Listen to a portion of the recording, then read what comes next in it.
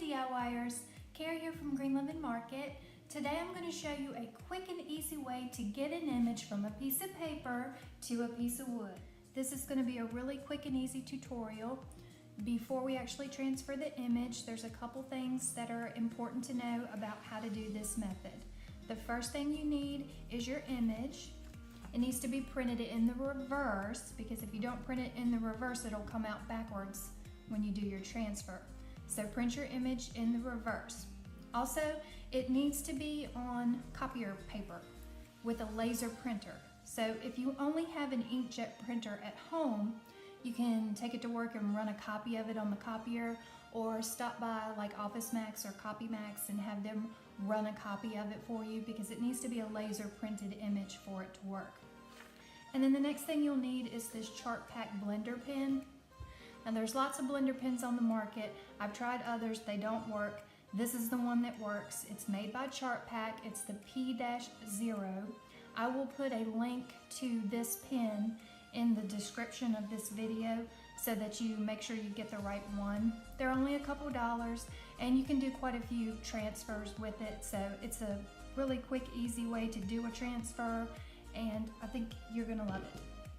All right, I've already painted my board. Actually, I stained my board with this unicorn spit because I wanted to still kind of be able to see the wood grain.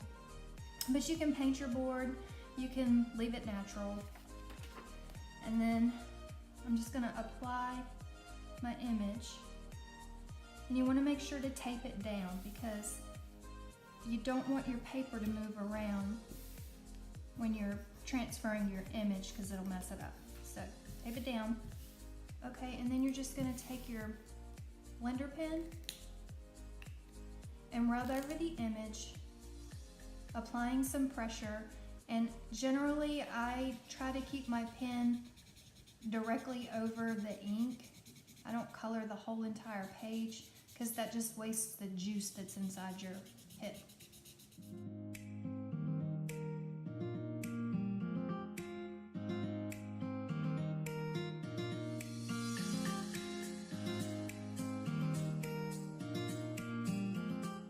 I've gone over my image twice with the blender pen, just really quick. You can do it once and it'll probably be fine. I like to go over it twice because sometimes I'll miss a spot, and then when I pull the paper off, I realized I missed a spot and I have to put it back down. So I go over it twice. And now all you have to do is pull your paper off. And that's as quick and easy as it gets. Here is the completed image after it's had an opportunity to dry. If you wanted to go back and darken it, you could use markers or colored pencils. I love to use this method for making signs or putting an image on a piece of furniture that I'm going to go back and paint later. Hope you found it helpful. If you did, please give us a thumbs up and subscribe to our channel.